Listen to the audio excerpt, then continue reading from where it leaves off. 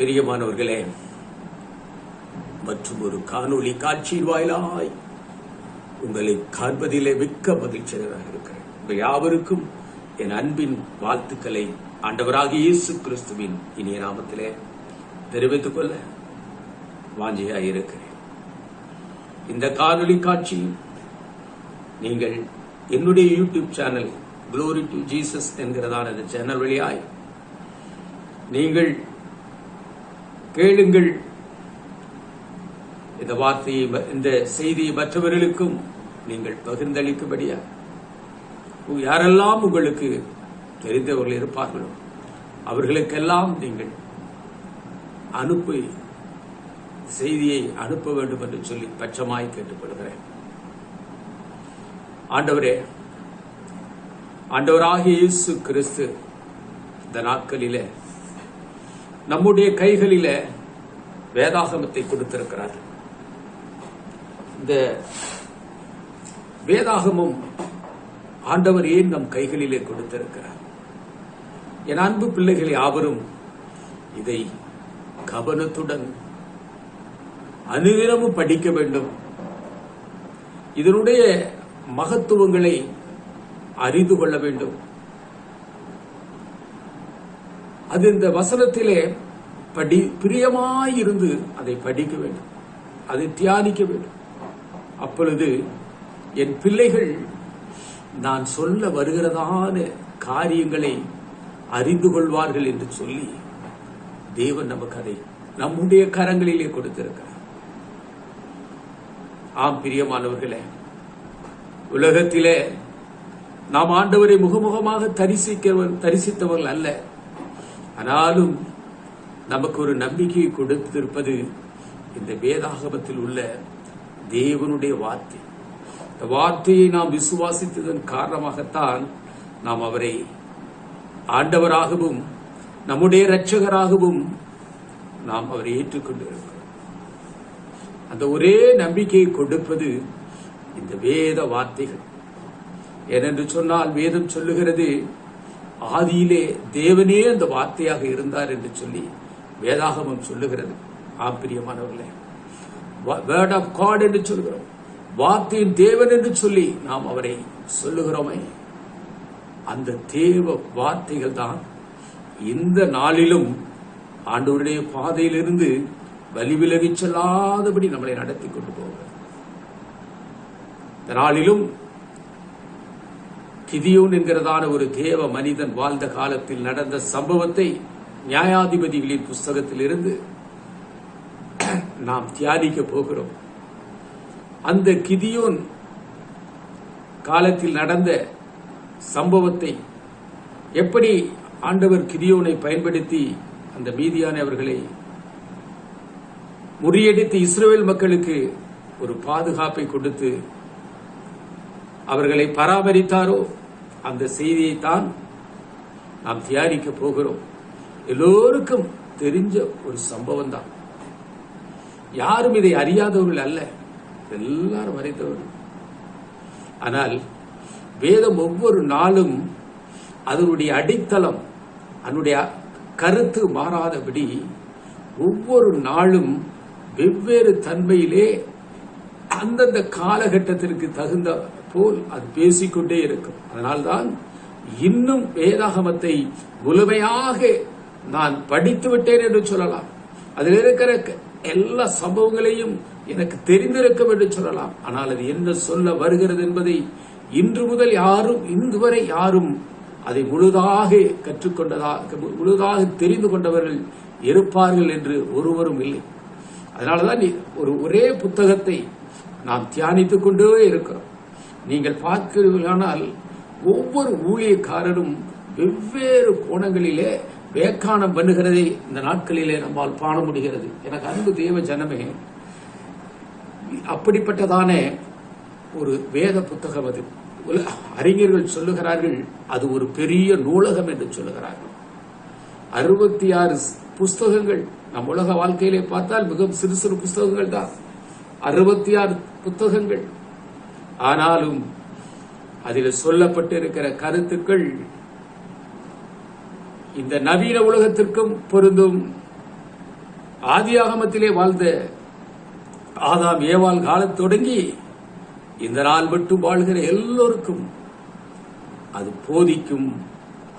இன்னும் வருகிற சந்ததிக்கும் அது போதித்துக் கொண்டே இருக்கும் ஒரு அற்புதமான ஒரு புத்தகம் தேவன் நம் கைகளிலே கொடுத்திருக்கிறார். பிரியமானவர்களே, இந்த செய்திக்குள்ளாய் கடந்து செல்லும் முன் நாம் ஜெபித்து விட்டு கடந்து செல்வோம். எங்களை நேசிக்கிறதான எங்கள் அன்பின் தகப்பனே, இப்போதும் ஆண்டவரே உடைய வார்த்தையை தியானிக்க கொடுத்த இந்த அருமையான வாய்ப்புக்காய் நன்றி செலுத்துகிறேன், துதிக்கிறேன், சுஸ்தரிக்கிறேன்.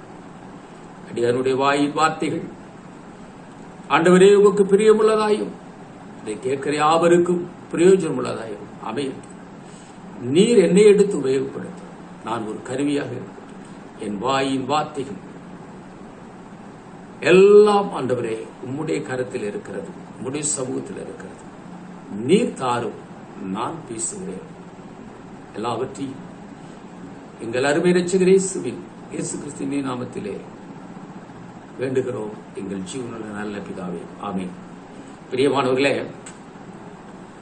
எகிப்திலிருந்து இஸ்ரவேல் ஜனங்களை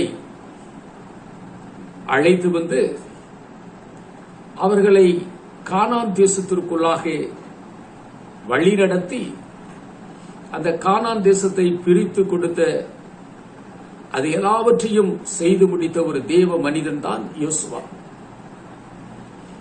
நமக்கெல்லாம் தெரியும், அவன் கானான் தேசத்துக்குள்ளாய் நுழைவதற்கு முன்பாக 31 ராஜாக்களை அவன் முறியடிக்க வேண்டியதாக இருந்தது. அத்தனை ராஜாக்களை முறியடித்தான். மொத்தம் கானானுக்குள்ளே நுழைவதற்கு முன்பாக 33 ராஜாக்களை வென்று இஸ்ரவேல் மக்கள் கானானுக்குள்ளே கடந்து சென்றார்கள் என்பது நாம் எல்லாம் அறிந்தது. அதில் 2 ராஜாக்களை மோசே இருக்கிற காலத்திலே அவனை முறியடித்தார்கள். மீதி 31 ராஜாக்களையும் வென்று சரித்திர சாதனை படைத்தவர் யோசுவா. அவன் கானான் தேசத்திற்குள்ளாய் இந்த மக்களை அழைத்து சென்று அவரிடத்தில் சொன்னதான ஒரு வார்த்தை என்ன தெரியுமா? என் அன்பு தேவ ஜனமே, இந்த தேசத்தை தேவன் உங்களுக்காய் கொடுத்திருக்கிறார். இதை நீங்க சுதந்திரத்துக் கொண்டிருக்கிறேன். இங்கே உங்கள் சந்ததி பெருகவும் நீங்கள் சுபிட்சமாய் இந்த இடத்திலே வாழவும் கர்த்தர் உங்களுக்கு இந்த தேசத்தை கொடுத்திருக்கிறார். இந்த தேசத்திலே நீங்கள் சுகமாய் சந்தோஷமாய் வாழ வேண்டும் என்று சொன்னார். நம்முடைய தேவனை எப்பொழுதும் நீங்கள் மறந்து போகக்கூடாது. அந்நிய தேவர்களை நீங்கள் ஒரு நாளும் வணங்கி விக்கிர ஆராதனைக்கு இடம் கொடுக்க கூடாது. அப்படி ஒருவேளை நீங்கள் செய்வீர்களே ஆனால் தேவன் உங்களை விட்டு பிரிந்து போவார். நீங்கள் அந்நிய தேசத்திலே அடிமையாய் போவீர்கள். இந்த தேசத்திலும் கூட நீங்கள் அடிமைப்பட்டு நீங்கள் போய் மற்ற ஜாதியினருக்கு, உங்கள் அக்கம் பக்கத்தில் இருப்பவர்களுக்கு நீங்கள் அடிமை இருக்கக்கூடிய ஒரு காலம் வரும். நானும் என் வீட்டாருவோம் என்றால் கர்த்தரையே சேவிப்போம் என்று சொல்லி அவன் சொன்னான். இஸ்ரவேல் ஜனங்கள் எல்லாம் என்ன சொன்னார்கள்? நாங்களும் அப்படியே செய்வோம் என்று சொன்னார்கள். நாட்கள் கடந்தது. என்ன நடந்தது? இவர்கள் தேவனை மறந்தார்கள். அந்நிய தேவர்களுக்கு இவர்கள் பலிபீடங்களை கட்டி பலி செலுத்தி விக்கிராராதனை வழங்கிறார்கள். தேவன் இவர்களை விட்ட விலகி போனார். சுற்றில் இருக்கிற ஜனத்தினால் இவர்கள் ஆளுகை செய்யப்பட்டார்கள், ஒடுக்கப்பட்டார்கள். அவருடைய கொடுமைகளை தாங்க முடியாமல்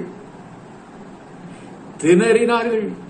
ஐயோ, நாங்கள் என்ன செய்வோம் என்று சொல்லி கதறி கதறி கதறி மீண்டுமாய் தேவனை கூப்பிட்டார்கள்.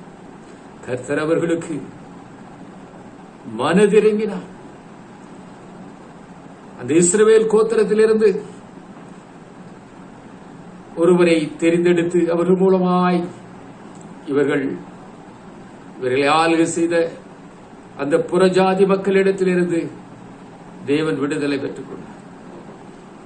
அவர்கள் அப்படி சந்தோஷமாய் பல ஆண்டுகள் வருஷங்கள் வாழ்கிற பொழுது மறுபடியுமாய் இவர்கள் தேவனை மறந்து போவார்கள்.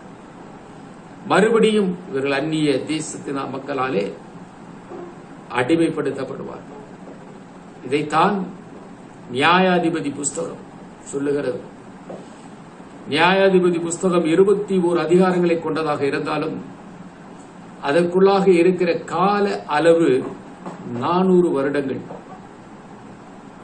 இப்படித்தான் கிதியோன் வாழ்ந்த நாட்களிலே இந்த இஸ்ரவேல் ஜனங்கள் தேவனுடைய பார்வைக்கு பொல்லாதானதை செய்தார்கள். வேதம் சொல்லுகிறது, அப்பொழுது கர்த்தர் அவர்களை 7 வருஷம் மீதியானின் கையிலே ஒப்புக் கொடுத்தார்கள். இந்த சம்பவம் நியாயாதிபதி புஸ்தகத்திலே 6ஆம் 7ஆம் 8ஆம் அதிகாரத்திலே சொல்லப்பட்ட சம்பவங்கள். இஸ்ரவேலர்கள் விதை விதித்திருக்கும் போது இந்த மீதியானியரும் அவரோடு கூட அமிலேக்கியரும் கிழக்கித்திய புத்திரரும் அவர்களுக்கு விரோதமாக எழும்பி வந்து அவர்களை காசாவின் எல்லை மட்டும் அவர்கள் விளைச்சலின் நிலத்தை கெடுத்து இஸ்ரவேலின் ஆகாரத்தையும் ஆடு மாடுகள் கழுகையாகிலும் எடுத்துக்கொண்டு போய் விடுவார்களாம். இவர்களுக்கு ஒன்றும் கிடைக்காது. எல்லாவற்றையும் செய்து அதை அனுபவிக்க முடியாத ஒரு சூழ்நிலையிலே இவர்கள் வாழ்ந்து கொண்டிருந்த காலம் அது. அவர் வேதம் சொல்லுகிறது, அவர்கள் எப்படி வருவார்களாம், தங்கள் மிருக ஜீவன்களோடும் தங்கள் கூடாரங்களோடும் வெட்டுக்கிளிகள் போல திரளாய் வருவார்களாம். அவர்கள் ஒட்டகங்கள் எண்ணி முடியாததாக இருக்குமா. இந்த பிரகாரமாக வந்து இந்த இஸ்ரவேல் தேசத்தை அவர்கள் கெடுத்து போய்விட்டு போவார்கள் என்று சொல்லி பார்க்கிறோம். இதனாலே இந்த இஸ்ரவேல் புத்திரர்கள் என்ன செய்தார்கள்? அவர்கள் இவர்களுக்கு பயந்து மலைகளில் உள்ள கெபிகளிலும் குகைகளிலும் அரணான ஸ்தலங்களிலும் அதை தங்களுக்கு பாதுகாப்பான ஒரு அடைக்கலமான இடமாக தெரிந்து கொண்டு அங்கே வாழ்வார்களாம். இந்த நேரத்தில் தான் இந்த இஸ்ரவேல் புத்திரர்கள் தங்களுடைய தவறுகளை உணர்ந்து, நாம் தேவனை மறந்துவதினாலே தேவன் இவர்களை நம்முடைய இந்த மீதியான கையில் ஒப்புக் கொடுத்திருக்கிறார் என்று சொல்லி அவர்கள் தேவனை நோக்கி வேண்டுதல் செய்ய ஆரம்பித்தார். கர்த்தாவே எங்களுக்கு இறங்கும் என்று முறையிட்டதின் விளைவாக கர்த்தர் இஸ்ரவேலுடைய சத்தத்தை கேட்டார் என்று சொல்லி நாம் வாசிக்கிறோம்.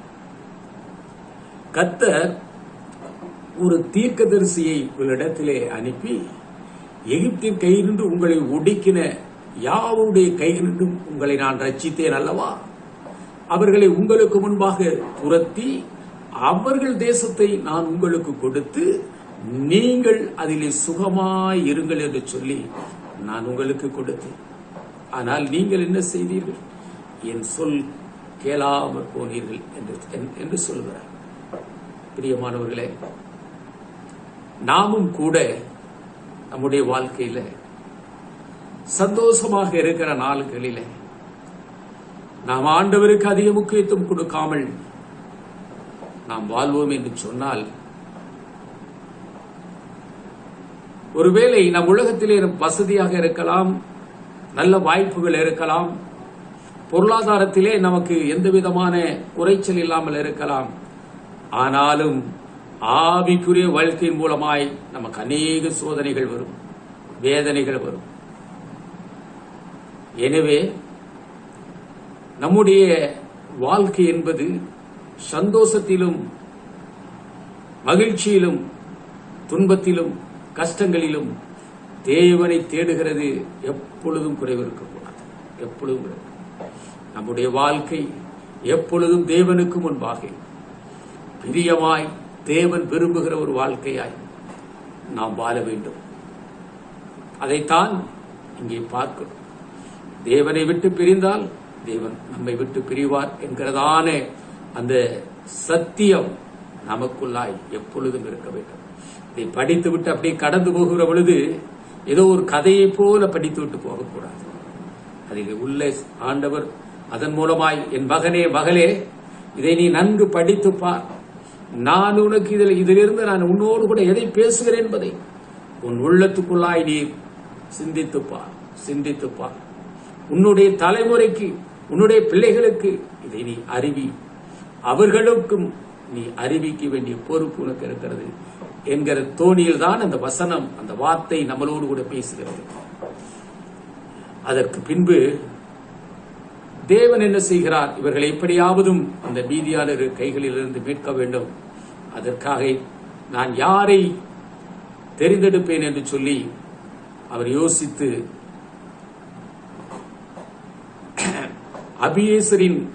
அபியேசரான யோவாசின் ஊராகிய ஓப்ராவிலே ஒரு கருவாலி மரத்தின் கீழே கர்த்தருடைய தூதன் வந்து அமருகிறார். அந்த இடத்திலே கிதியோன் கோதுமையை மீதியானவர் கைக்கு தப்பிப்பதற்காக ஆலைக்கு சமீபமாய் அதை போரெடுத்துக் கொண்டிருக்கிறார். பெரியமானவர்களே, அந்த மீதியானவர்கள் வந்து என்னுடைய தானியத்தை எடுத்துக்கொண்டு போய்விட்டால் என்ன பண்ணுவது? அவர்கள் வருகிறது தெரிகிற பொழுது நான் உடைய போய் அதை மறைத்து வைத்து நான் ஒளிந்து கொள்ள வேண்டும் என்கிறதுக்காக அவன் தன்னுடைய வீட்டுக்கு அருகிலே அந்த ஆலை இருக்கிறது, அது பக்கத்திலே இருந்து அவன் போரடித்துக் கொண்டிருக்கிறான். அங்குதான் கர்த்தருடைய தூதரானவர் வந்து கருவாளின் மரத்தின் கீழே அமர்ந்திருக்கிறார். அவர் இந்த கிதியோனை பார்த்து சொல்லுகிறார், பலசாலியே என்கிறார். அவன் ஒரு கணம் செலுத்துவான். பயந்து பயந்து அடிமையாய் வாழ்ந்து கொண்டிருக்கிற அவன் இந்த எப்பொழுது பலசாலி என்கிற அந்த சத்தம் அவனுக்குள்ளாய் வருகிற பொழுது அவன் உடம்பு சிலிர்கிறது. அவன் தன்னையே பார்க்கிறான், நான் ஒரு பலசாலியா என்று கேட்பது போல உணர்கிறான். அப்பொழுது அந்த கர்த்தருடைய தூதனானவர் சொல்லுகிறார், உனக்கு இருக்கிற இந்த பலத்தோடை போ, உன்னாலே இஸ்ரவேலை மீதியானியுடைய கைக்கு நீங்களாக ரட்சிக்க, மீட்க, முறியடிக்க உன்னால் முடியும். காரணம், உன்னை அனுப்புகிறவன் நான் அல்லவா என்று அவர் சொல்லுகிறான். அவனுக்குள்ளாக அவன் தனக்கு ஒரு பலம் இருக்கிறது, நான் ஒரு பலமுள்ள ஒரு மனிதன் என்கிறதான நம்பிக்கையை முதலாவது அவன் கூட்டுகிறான். அப்பொழுது இவனுக்குள்ள ஒரு சந்தேகம் வருகிறது. அவன் சொல்லுகிறான், மனாசாய் குடும்பத்திலே என்னுடைய குடும்பம் மிகவும் எளிமையான ஒரு குடும்பம்.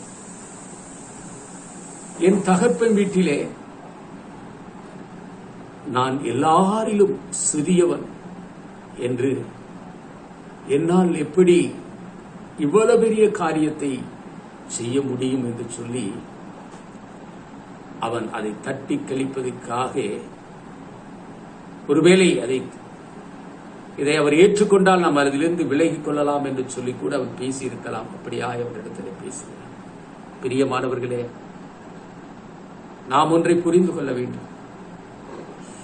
தேவன் ஒரு திட்டத்தை செயல்படுத்த வேண்டும் என்று சொல்லி முடிவெடுத்து விட்டால் அதிலிருந்து ஒரு காலம் அவர் பின்வாங்க மாட்டார். அதற்காக யாரை தேர்ந்தெடுக்கிறாரோ அவர்களை கொண்டு அந்த திட்டத்தை செயல்படுத்தி காட்டுவார். அவர் சர்வ வல்லமையுள்ள தேவன், அவராலே கூடாத காரியம் ஒன்றுமில்லை. நாம் வேதத்திலே பார்க்கிறோமே, யாத்ராகமத்திலே வாசிக்கிறோம், இஸ்ரவேல் ஜனங்களை மோசே வழிநடத்த வேண்டும் என்று தேவன் விரும்பினார். அதற்காக மோசேயை இடத்திலே நீதான் இந்த இஸ்ரவேல் மக்களை வழிநடத்த போகிறாய் என்று சொன்ன பொழுது அவன் சாக்கு போக்கு சொல்ல ஆரம்பித்தான். நான் மந்த நாயும் திக்குவாயும் உள்ளவனாக இருக்கிறேன், என்னால் சரியாய் பேச முடியாது என்று சொன்னான். தேவன் விடவில்லை. அதே மோசையை கொண்டு இஸ்ரவேல் மக்களை எகிப்திலிருந்து வழிநடத்தி இந்த கானான் தேசத்தினுடைய எல்லை வரைக்கும் அவனை பயன்படுத்தினார் என்பதை நாம் மறக்கக்கூடாது. இங்கேயும் இந்த கிதியோன் மூலமாய் அந்த மீதியானியரை நான் முறியடிப்பேன் என்கிற அந்த லட்சியத்தோடு ஆண்டவர் இருக்கிறார். நம்முடைய வாழ்க்கையிலும் கூட என் அன்பு தேவச்சனமே, என்னிடத்தில் என்ன இருக்கிறது? என்னால் ஒன்றும் செய்ய முடியாது. நான் எப்படி பேசுவேன்? நான் எப்படி ஊழியத்தை செய்வேன்? என்னால் எப்படி இது முடியும்? ஆண்டவரே, என்னால் உடைய ஆலயத்துக்கு போக முடியும், உண்மை வேண்டுமானால் வணங்கிவிட்டு என்னால் எழுந்து வந்து நான் வீட்டிலும் கூட நான் ஜெபம் பண்ணுகிறேன், அது மாத்திரம் என்னால் செய்ய முடியும். ஆனால் வேறு எதையும் என்னால் செய்ய முடியும் என்று சொல்லி ஒதுங்கி இருக்கலாம் என்று நாம் எண்ணக்கூடாது. தேவன் நம்மை கொண்டுதான் இந்த கோயம்புத்தூர் பட்டணம், நமது தமிழகத்தையும் இந்திய தேசத்தையும் ரட்சிப்பதற்காக வைத்திருக்கிறார். தேவனுடைய பிள்ளைகளாகிய நாம் இந்த ஊழியத்தை ஒருங்கிணைத்து செய்யாவிட்டார் பின்ன யாரை கொண்டு இந்த தேசத்தில் ஒரு எழுப்புதல் வரும்? யாரை கொண்டு தேவன் அவர் எதற்காக இந்த உலகத்திலே நம்மை வைத்திருக்கிறார்? என்னுடைய பிள்ளைகள் என்கிற அங்கீகாரத்தை ஏன் கொடுத்திருக்கிறார்? என்னுடைய பிள்ளைகள் எனக்காக எல்லாவற்றையும் செய்வார்களே என்று சொல்லி நம் மீது ஒரு நம்பிக்கை வைத்திருக்கிறார். ஒருவேளை நம்மளால் முடியாது, பொருளாதார உதவிகளிலே மிஷனரிகள் தாங்குவது அவர்கள் மூலமாக இந்த ஊழியம் நடைபெறும். நம்மளால் இயன்ற வகையிலே நேரடியாகவோ வேறு விதமாகவோ நாம் ஊழியத்தின் பாதையிலே இந்த தேசம் ஒரு எழுப்புதலை கண்டடைய வேண்டும். அநேகர் தேவனுடைய ராஜ்யத்திற்கு நேராய் மனம் திரும்பி அவர்களை அழைத்து செல்லக்கூடிய முழு பொறுப்பு கிறிஸ்தவர்களாகிய ஆண்டவரின் பிள்ளைகளாகிய நமக்கு உண்டு என்பதை நாம் மறந்து போகக்கூடாது. நாம் என்ன செய்வோம் என்று சொல்லி ஒருபோதும் முடங்கிக் கொள்ளக்கூடாது. தட்டி எழுப்ப வேண்டும். தேவன் நம் கைகளே கொடுத்திருக்கிறதானே, நமக்கு கொடுத்திருக்கிறதான் ஞானம், அறிவு, செல்வம் எல்லாவற்றையும் ஒருங்கே பயன்படுத்தி இந்த தேசத்தினுடைய எழுப்புதலுக்காய் நாம் எழுப்பி நிற்கிறவர்களாய், ஆவியிலே அனல் உள்ளவர்களாய் இருப்பவையானால் பரிசுத்த ஆவியானவர் நமக்குள்ளாக வல்லமையாய் இறங்கி நம்மை பயன்படுத்துவார். பிரியமானவர்களே, ஒருபோதும் நாம் இருக்கக்கூடாது. இங்கேயும் இந்த கிதியோன் தட்டி கழிக்கலாம் என்று பார்க்கிறான், ஆனால் தேவன் விடவில்லை. இப்பொழுது கிதியோனுக்கு ஒரு சந்தேகம் வருகிறது. இவருடைய ஆண்டவர் சொல்கிறான், உம்முடைய கண்களிலே எனக்கு தயவு கிடைத்ததானால் என்னோடு கூட பேசுகிறவர் தேவரீர் நீர்தானா என்று, அதற்கு ஒரு அடையாளத்தை நான் காண வேண்டுமே என்று சொல்லுகிறார். தேவன் அதற்கும் சரி என்கிறார். கிதியோன் இந்த திட்டத்தை செயல்படுத்த போகிறோம், கிதியோன் மூலமாய்த்தான் இந்த திட்டத்தை செயல்படுத்த போகிறோம். இவன் கேட்பதை நாம் இவனுக்கு கொடுத்தால் தான் அவனுக்குள்ளாக ஒரு நம்பிக்கை வரும்.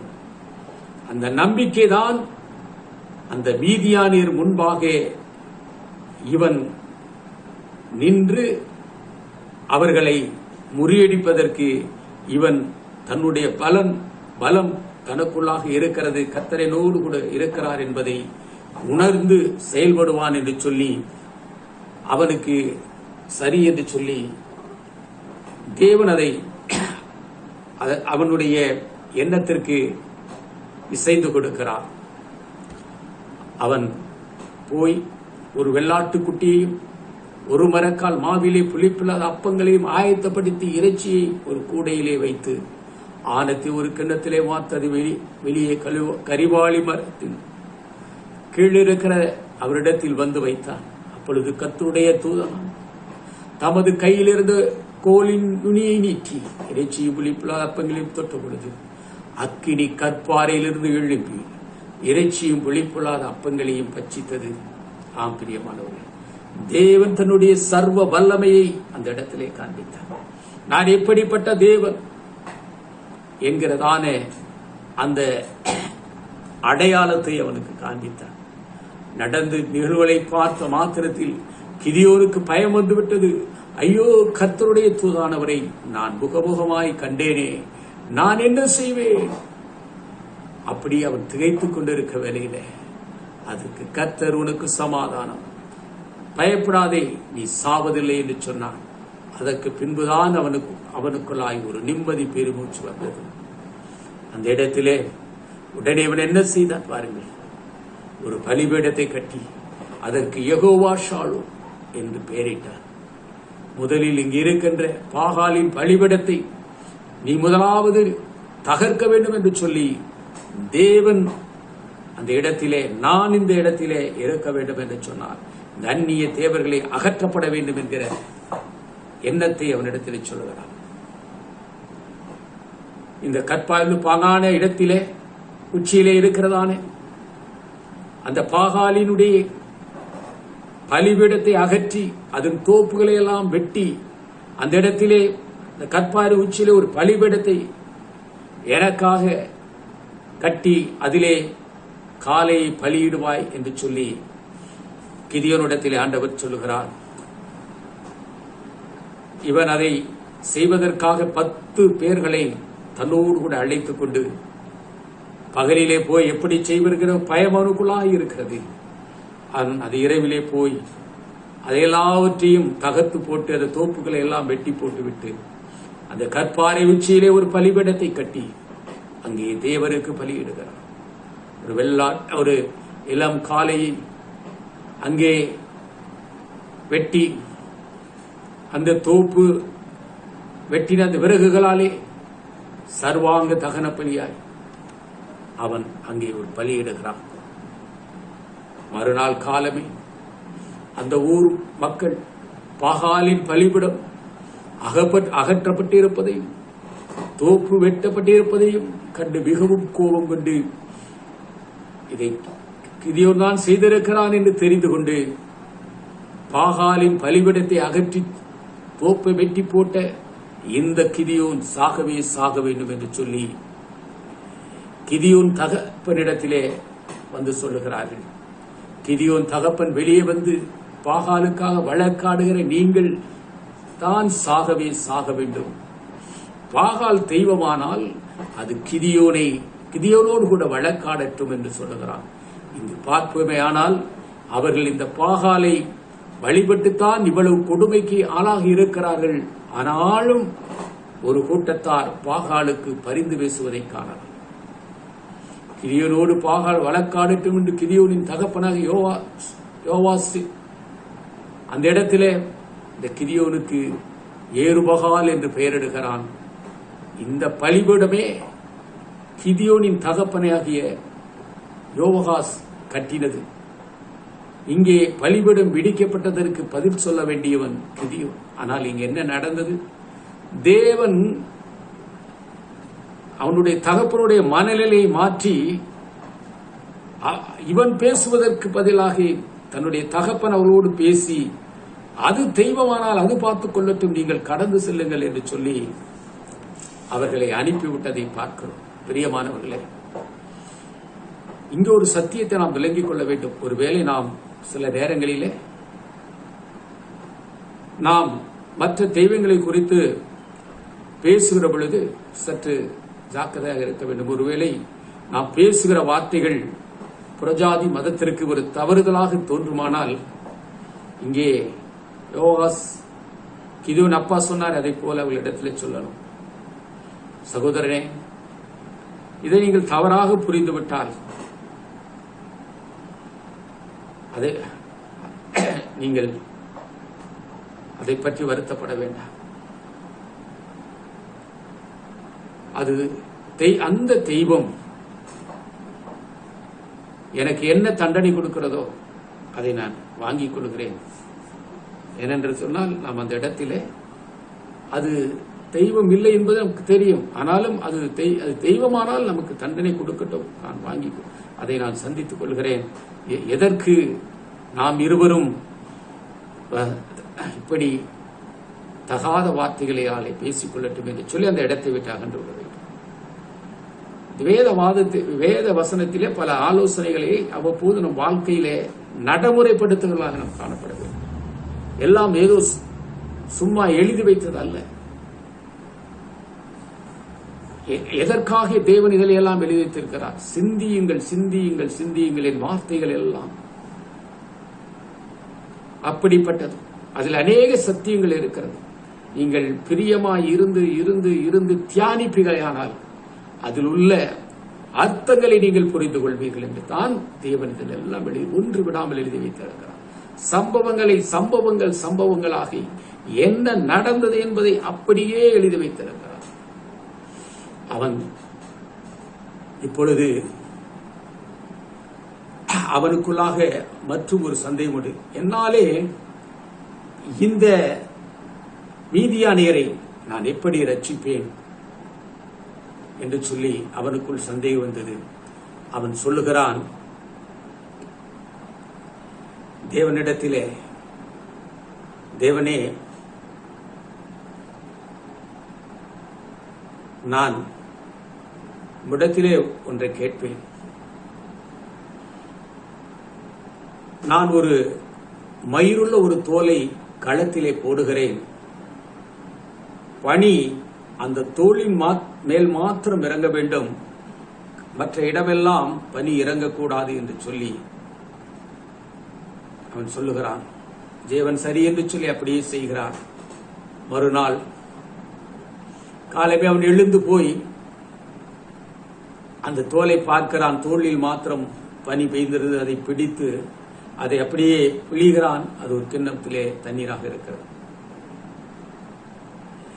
அவன் தேவனிடத்திலே, தேவனை நோக்கி, தேவனே, நான் முன்னும் ஒரு விஷயம் சோதனை பண்ணட்டும். தோல் மாத்திரம் காய்ந்திருக்கவும் பூமி எங்கவும் பனி பெய்யாதிருக்கவும் நீர் கட்டளையிட வேண்டும் என்று சொல்லி அவனிடத்தில் தேவன் அதையும் அப்படியே செய்தார். இப்பொழுது இவன் ஸ்தானாதிபதிகளை அனுப்பி எல்லா இடங்களுக்கும் சென்று அந்த இஸ்ரவேலை முறியடிப்பதற்காக அந்த யுத்தத்திற்கான ஆட்களை தயார் செய்கிறார். இப்போ அநேக ஜனங்கள் யுத்தத்திற்காக இவன் அருகிலே வந்து ஒரு பெரிய கூட்டம் கூடியிருக்கிறார். கிதியோனை நோக்கி கர்த்தர் சொல்லுகிறார், நான் மீதியானியரை உன்னோடு இருக்கிற ஜனங்கள் கைகளை, இத்தனை பேர் கைகளை நான் ஒப்புக் கொடுத்தானால் இவ்வளவு ஜனம் திரள் இருந்ததன் விளைவாகத்தான் அந்த மீதியானியரை நாம் முறியடிக்க முடிந்தது என்று வீண் பேச்சிற்கு இடம் வரும். தேவன் இங்கே கூட இருந்து அதை நமக்கு செய்து கொடுத்தார் என்கிறதான அந்த எண்ணம் இல்லாமல் போய்விடும். ஆகவே இங்கே நீ கொண்டு வந்திருக்கிறாயே, கூட்டிக் கொண்டு வந்திருக்கிறாயே, அவர்களில் எல்லாம் யுத்தத்திற்கு ஆளானவர்கள் இல்லை. அவர்கள் இப்பொழுதும் அவர்களை பார்த்து பயந்து இந்த கூட்டத்தோடு ஒதுங்கி ஓரமாய் நின்று கொண்டிருக்கிறார்கள். நீ ஒன்று செய்ய வேண்டும். அந்த பயந்தவர்கள் எல்லாவரையும் நீ அனுப்பிவிடு என்று சொல்லி கிதியோனிடத்திற்கு தேவன் ஆலோசனை கொடுக்கிறார். எப்படி இந்த யுத்தத்திற்கு யாரை கொண்டு போய் அந்த மீதியானியரை முறியடிப்பது, அதற்கு தகுதியான நபர்களை எப்படி தேர்ந்தெடுப்பது என்று சொல்லி தேவன் ஆலோசனை கொடுக்கிறார். அப்படியே அவன் திருப்பி அனுப்புகிறான். அப்படி திருப்பி அனுப்பப்பட்டவர்கள் எண்ணிக்கை 16,000 பேர். ஆண்டவர் மறுபடியும் கிதியோனை நோக்கி சொல்லுகிறார், உன்னிடத்தில் இருக்கும் ஜனங்கள் இன்னும் அதிகம். இவர்களிலும் உனக்கு தேவையான அந்த மீதியானியரை முறியடிப்பதற்கு உன்னோடு கூட இருந்து உனக்கு தோளோடு தோள் கொடுத்து நீ சொல்கிற காரியங்களை கேட்டு உனக்கு நீ என்ன சொல்வதையெல்லாம் செய்வதற்கு அவர்கள் உன்னோடு கூட இருந்து எல்லாவற்றையும் இறுதி வரை நின்று முறியடிக்க வேண்டிய ஆட்கள் நீ இதிலிருந்து தேர்ந்தெடுக்க வேண்டும். இப்ப இருப்பவர்களும் இன்னும் அதிகமாக இருக்கிறார்கள் என்று சொல்லி அவர்களுக்கு ஒரு எப்படி அந்த ஆட்களை தேர்ந்தெடுப்பது என்று சொல்லி தேவன் சொல்லுகிறார். ஆற்றிலே இறங்க பண்ணு, அதிலே கையிலே நக்கி குடிக்கிறவர்கள், தண்ணீரை நாயை போல நக்கி குடிக்கிறவர்கள் இருப்பார்கள், அவர்களை மட்டும் தனியாக பிரி என்று சொன்னார். அப்படியே தண்ணீர் இறக்கிறார்கள். அதிலே 300 பேர் நாயை போல நக்கி குடித்தார். தேவன் சொன்னார், இந்த நாயை போல நக்கி குடித்தார்களே அந்த 300 பேர் மட்டும்தான் உன்னோடு கூட உண்மையாய், உன்னோடு கூட இறுதி வரை கூட இருந்து நான் உனக்கு எப்படிப்பட்ட காரியங்கள் எல்லாம் சொல்ல இருக்கிறேனோ அதை நீ எப்படி கை கொள்ள போகிறையோ அதை அப்படியே கை கொள்ளக்கூடியவர்கள் அந்த 300 பேர். அவர்கள் மாத்திரம் போதும், மீதியார்களை அனுப்பிவிட சொன்னார். மீதி உன்னோடு தண்ணீர் குடித்தார்களே அவர்களே எதுக்கும் உதவ மாட்டார்கள். இதே கூட்டத்தில் வேடிக்கை பார்த்து ஏதோ ஷோ காட்டிக்கொண்டு நானும் இதில் இருக்கிறேன் என்று சொல்லி அவர்களை தங்களையே பெருமைப்படுத்திக் கொண்டு இருக்கிற ஒரு கூட்டம் அவர்களை அனுப்பிவிடு சொன்னார். பிரியமானவர்களே, அந்த தினத்திலே 30,000 பேர் இந்த யுத்தத்திற்காக தெரிந்து கொள்ளப்பட்டார்கள். ஆனால் இறுதியிலே வெறும் 300 பேர் தான் அந்த கானானுடைய வெற்றியை ருசிப்பதற்கும் அது அவர்களிடத்திலே போராடி வெல்வதற்கும் தேவன் கிதியோனோடு கூட பயன்படுத்திய பாத்திரங்கள் வெறும் கிதியோனோடு சேர்ந்து 300 பேர் மட்டுமே. இந்த இதிலே பிரியமானவர்களே, நாமும் ஒன்றை தெரிந்து கொள்ள வேண்டும். தேவனுடைய பிள்ளைகள் ஆலயத்துக்கு போகிறோம் என்கிற ஒரு பெரும் கூட்டத்தோடு கூட இந்த உலகத்திலே கிறிஸ்தவர்களாய் நாம் வாழ்ந்தால் மட்டும் போதாது. நம்முடைய வாழ்க்கை எதை நோக்கி இருக்கிறது? நம்முடைய வாழ்க்கை பரலோகத்தின் பரம கானானை நோக்கி இருக்கிறது. அந்த பரம கானானுடைய அனுபவங்களை, அந்த பரம கானானிலே தேவனோடு சஞ்சரிக்கக்கூடிய பாக்கியத்தை சாக்கியத்தை அனுபவிக்கிறவர்களுடைய பங்குள்ளவர்களாய் நாம் இருக்கிறோம். அந்த பங்கை இழந்து போகக்கூடாது. எப்படி இங்கே 30,000 பேரிலே 300 பேர் மட்டும்தான் தெரிந்து கொள்ளப்பட்டார்கள். 27,000 பேர் அதற்கு பங்கில்லாதவர்களாய் போய்விட்டார்கள். பிரியமானவர்களே, பெரிய திரள் கூட்டம் உலகெங்கும் இருக்கும். தேவன் அவர்களை பார்த்து சொல்லுவார், நான் உங்களை அறியேன், எனக்காக நீங்கள் யாரும் ஒன்றும் செய்யவில்லையே என்று சொல்லுகிற அந்த கூட்டத்தை ஓடு கூட நாம் நிற்கிறவர்களாக இருந்துவிடக் கூடாது. அந்த மணவாளன் வருகிற பொழுது புத்தியுள்ள கன்னியாஸ்திரிகள், புத்தியில்லாத கன்னியாஸ்திரிகள் இருவரும் இருந்தார்கள். ஆனாலும் இருவரும் ஒரே கூட்டமாகத்தான் சென்றார்கள் மணவாளனை சந்திப்பதற்கு. என்ன நடந்தது? மணவாளன் வருவதற்கு காலதாமதம் ஆனதினாலே எல்லாம் உறங்கினார்கள். ஏதோ ஒரு சத்தம் வந்தது, அதோ மணவாளன் வந்து விட்டார் என்று. உடனே எழுந்து தீவெட்டிகளை எண்ணெய் ஊற்றி பொருத்திக் கொண்டு உள்ளே சென்று விட்டார்கள். அவரிடத்திலே கெஞ்சி பார்த்தார்கள். புத்தியில்லா ஸ்திரீகள் அவர்கள் தீவெட்டத்தை மட்டும் கொண்டு வந்தார்கள், கூட எண்ணெய் கொண்டு வரவில்லை. காரணம், அவர்கள் திரியெல்லாம் அணைந்து போய்விட்டது. அந்த கல்யாண வீட்டுக்குள் பிரவேசிப்பதை இழந்து போய்விட்டார்கள். ஆனால் அவர்கள் புறப்படும் போது, இவர்களோடு கூட இருக்கும்போது, நான் எப்படியும் அதற்குள்ளாய் பிரவேசித்து விடுவேன் என்று சொல்லி இருவரும் ஒரே கூட்டமாகத்தான் இருந்தார்கள். என்ன நடந்தது பாருங்கள். அதிலே 10 இந்த புத்தியுள்ள கன்னியாஸ்திரிகளுக்கு மட்டும்தான் உள்ளே பிரவேசிக்கக்கூடிய வாய்ப்பு கிடைத்தது. நாம் புரிந்து கொள்ள வேண்டும், இந்த உலகத்திலே நாம் ஒரு பெரிய கூட்டத்திலே இருக்கலாம், கிறிஸ்துவர்கள் என்று சொல்லி உலக வழக்கத்திலே நம்மை கிறிஸ்துவர்களாக இருக்கலாம். நம்முடைய உள்ளம் ஆண்டவருக்கு நேராக, ஆண்டவர் நம்மிடத்திலே எதை எதிர்பார்க்கிறாரோ அந்த எதிர்பார்ப்புகள் நம் உள்ளத்தில் இருக்கிறதா என்பதை நாம் சிந்தித்து பார்க்கிறவர்களாய் காணப்பட வேண்டும். பிரியமானவர்களே,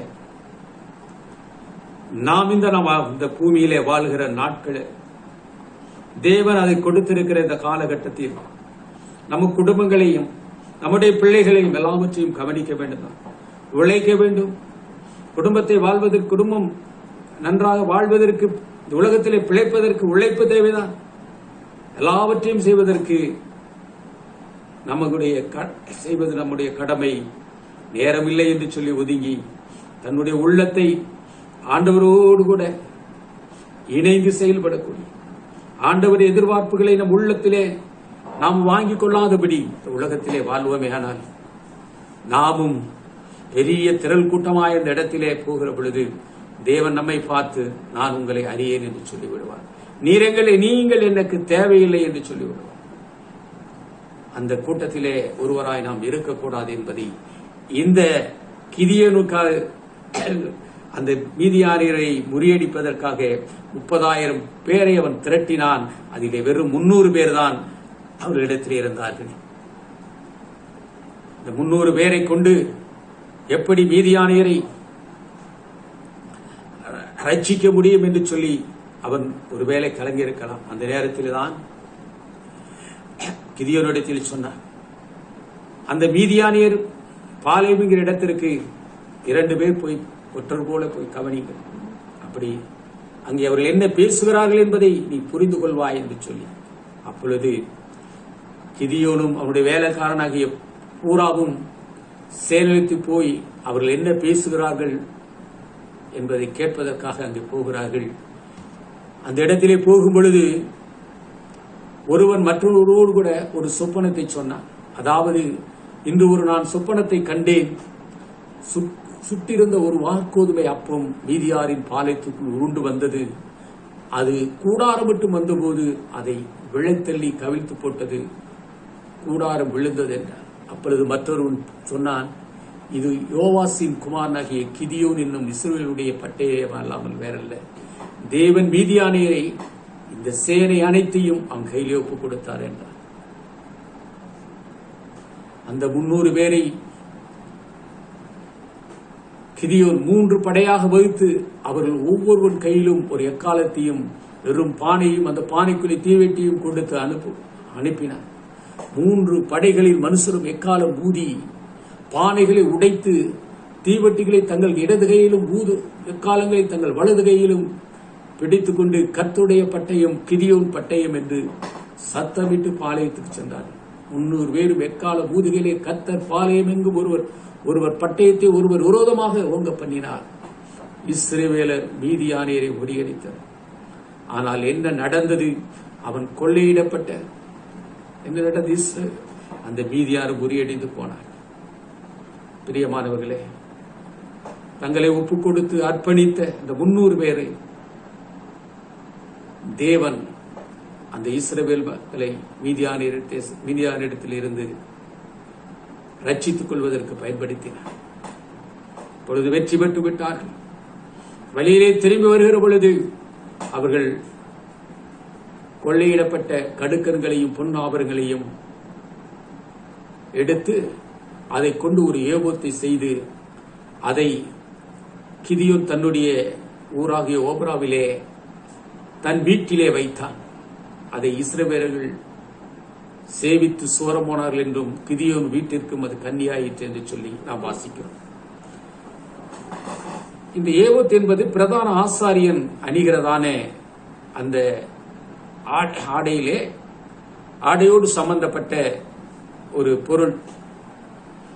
இவர்கள் அந்த வெற்றிக்கு அடையாளமாக ஒரு ஞாபகார்த்தமாக பொன் ஆபரணங்களாலே அந்த ஏபோத்தை செய்தார்கள். ஆனால் ஜனங்கள் என்ன செய்தார்கள்? அதையே தெய்வமாக, அதற்கு மகிமை செலுத்தி அதை தெய்வமாக விக்கிராராதனைக்காரமாக வணங்கிவிட்டார்கள். அதைத்தான் வேதம் சொல்கிற இஸ்ரவேல் மக்கள் அதனாலே சோரமோனார்கள் கன்னியாயிற்று.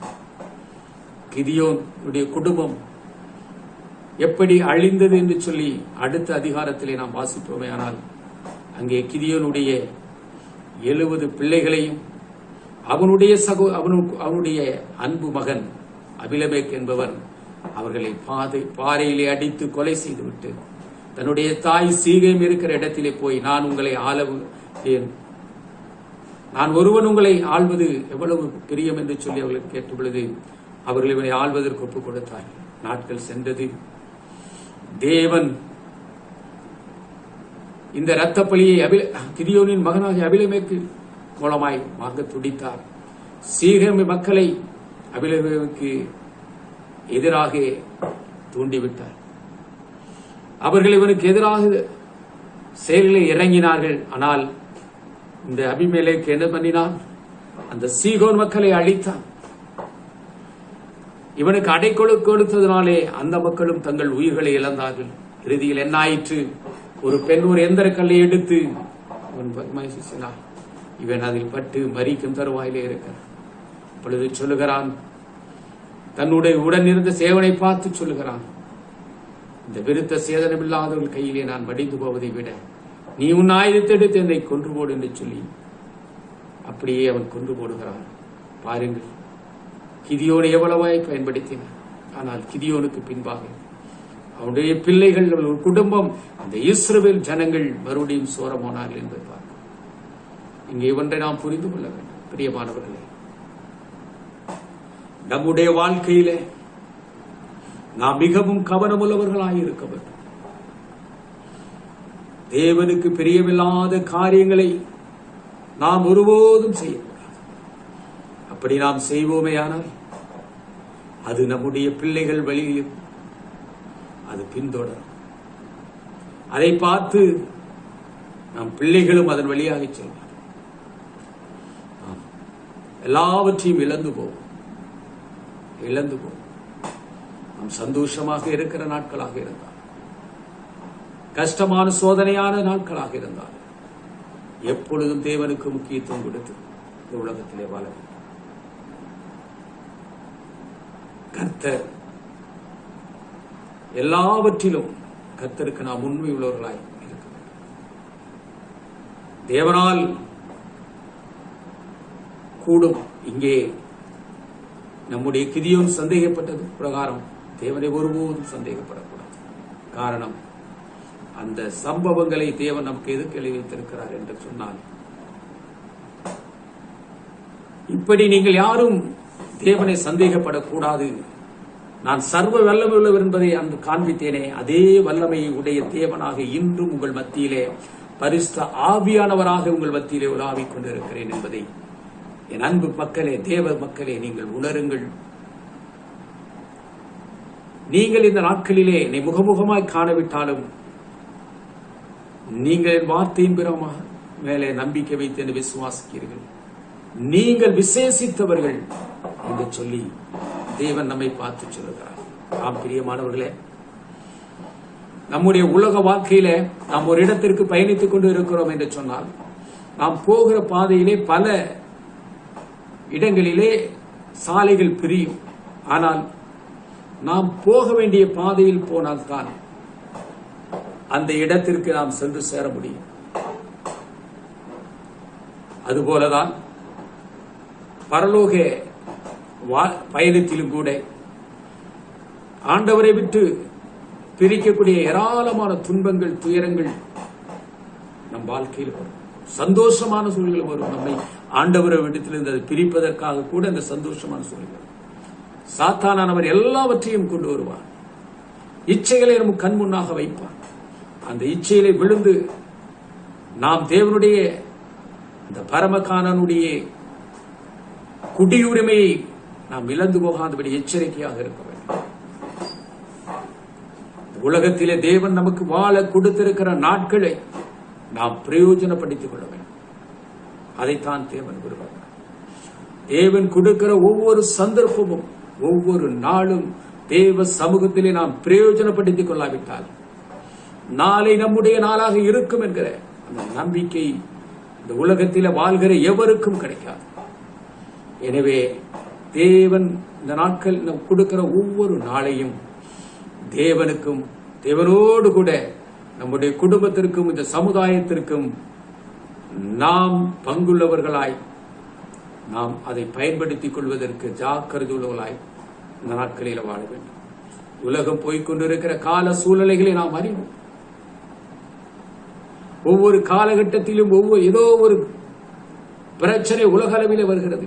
இந்த நாட்களிலே கொரோனா என்கிறதான இந்த கொடியை உலகத்திலிருந்து அகற்றி விடுவது போல் தேர்ந்தாலும் அது வேற ஒரு உருவம் எடுத்து அது இந்த உலகத்திலேயே சுத்தி கொண்டே இருக்கிறது. மீண்டும் அதை நம்மை தாக்குகிறது. இப்படி அது எந்த ரூபத்திலே நாம் துரத்துவதாக இருந்தாலும் அது தாக்கிக் கொண்டே இருக்கிறது. இவற்றுக்கு எல்லாவற்றுக்கும் முடிவு கர்த்தருடைய கருத்தில் இருக்கிறது. எல்லாவற்றையும் ஆளுகை செய்கிறவர் நம்முடைய தேவாதி தேவன். அந்த தேவன் இடத்திலே நாம் கதறி கண்ணீரோடு நாம் ஜெபிப்போமானால் கர்த்தர் நம்மளை விடுதலையாக்கி அல்லது அந்த அதிலிருந்து நம்மளை பாதுகாத்து நம்மை வழி நடத்துவதற்கு போதுமானவராக இருக்கிறார். கேட்ட சத்தியம் உங்கள் யாவருக்கும் பிரயோஜனமாக இருக்கும் என்று சொல்லி நம்புகிறேன், விசுவாசிக்கிறேன். தேவன் தாமே உங்கள் யாவரையும் ஆசீர்வதிப்பாராக. ஆமேன், ஆமேன்.